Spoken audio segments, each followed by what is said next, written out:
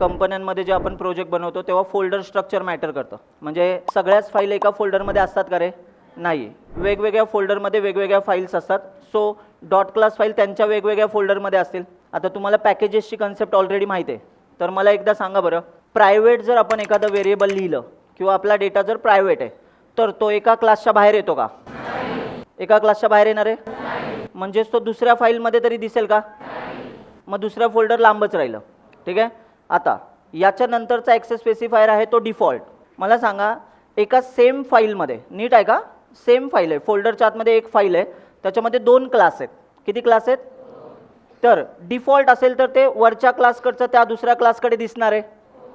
Even त्या same फोल्डरमध्ये जर दुसरी फाईल असेल त्याच्यात देखील दिसेल ना?